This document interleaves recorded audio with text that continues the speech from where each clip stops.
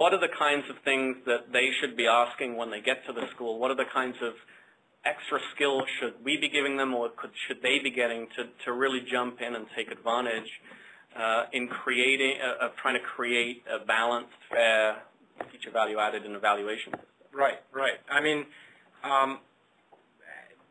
coming into the classroom in an era of data, I mean, this is really the kind of era where data is being pushed down to the teacher level. So teachers, at least in LA, have access to vast amounts of data and very little training about how to use it and use it smartly.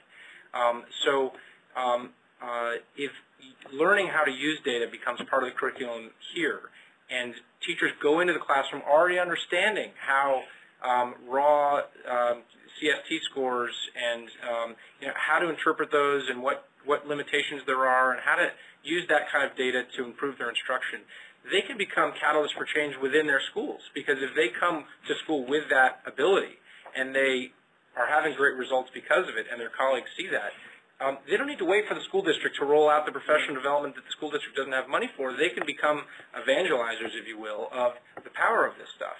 And so we've seen that happen at different schools. We're writing a story right now about a school that was a new school that opened up and got a huge influx of new, freshly minted ed school grads who came into the school and created a pretty radically different middle school environment than you see in most LA USD classrooms, really embracing the small learning communities thing and really making that into a culture of a community-based culture of education. And they had incredible results. And then, the sad part of the story is that 2 years later, they were all laid off in budget cuts and got chewed up by the system.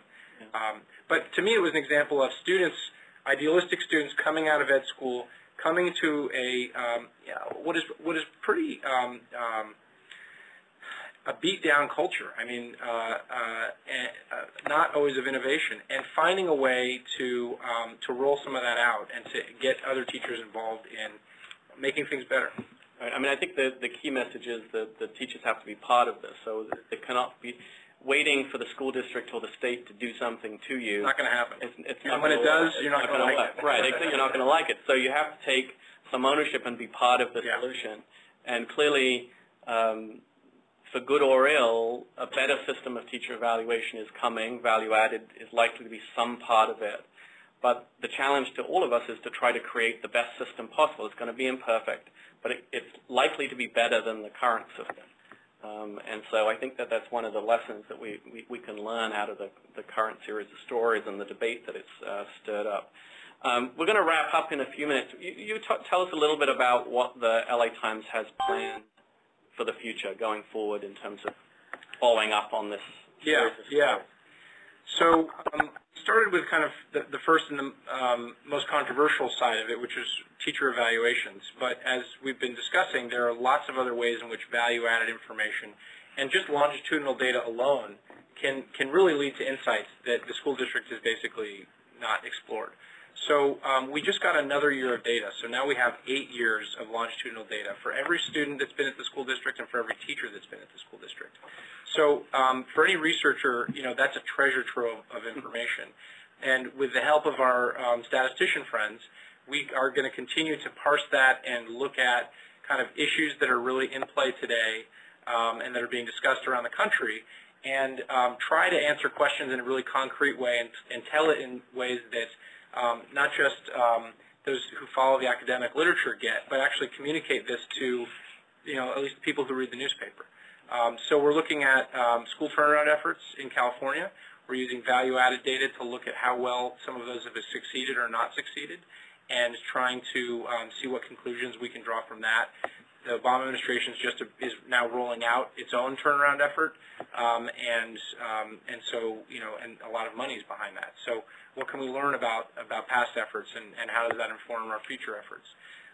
We're looking at seniority as a decision-making tool, and I think those who read the research know that seniority doesn't predict effectiveness very well as measured by value added. I don't know if the general public gets that, and probably hasn't read the literature. So we're going to be doing our own analysis of the district's use of laying off teachers by seniority, which means the youngest teachers leave the system first, and what impact that has on the quality of the workforce. So we're doing a number of different kind of analyses like this, and there's really no end to the list of ideas that we could explore. I mean, dropout issues, who drops out, can you see their likelihood to drop out if you follow them back through their educational career? Are there indicators that are predictive of dropouts? You know, there's lots of really fascinating issues, and we get to tell them both with the data and then also narratively with the human beings in a way that hopefully, you know, people can get it and maybe act with it. Yeah, I mean, I think one of the nice things that the series of stories has shown is how you can combine academic research that people like I do with these longitudinal data. We get all excited about doing our analyses, but we do them largely for other academics. And you've taken it into the public domain and then humanized it by putting some texture, by going out and talking to teachers and talking to parents and talking to principals.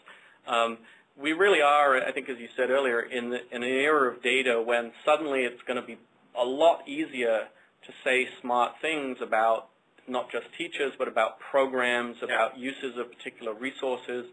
The early warning systems that you mentioned been developed that, you know, allow you to look at data of a student from all the way from 5th grade through going to college, and you can say some really important things about what are the early warning predictors in 7th grade or 8th grade that if you took care of then, you would be far less likely to drop out of high school or to fail to go on to college. And that's the exciting thing, I think, about this era of data that we're in.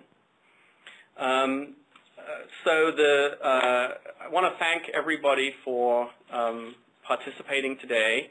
As I mentioned, there are a series of articles that we've posted, and we hope that when you get a chance, you'll take a look at them. This was an off-the-record conversation, as I mentioned, but I'm sure if any of you would like to communicate with Jason or with me, the folks will get you our email address, and we'll be happy to talk with you further. You have any last concluding comments, Jason? If not, we'll sign off. Good luck to you. The schools need you, and I applaud your work and know that we're not out here attacking you. We're trying to help you make things better, and I hope our work can be seen in that light. And you're welcome to contact me, or I tweet at jasonfelch.com. So you know, that's a way to stay in touch with our work, and we'll have more later this month. Great, thank you. And we'll have a series of other events coming up, and we hope that you've enjoyed this one and be part of the future conversations. Thank you, guys. Thanks.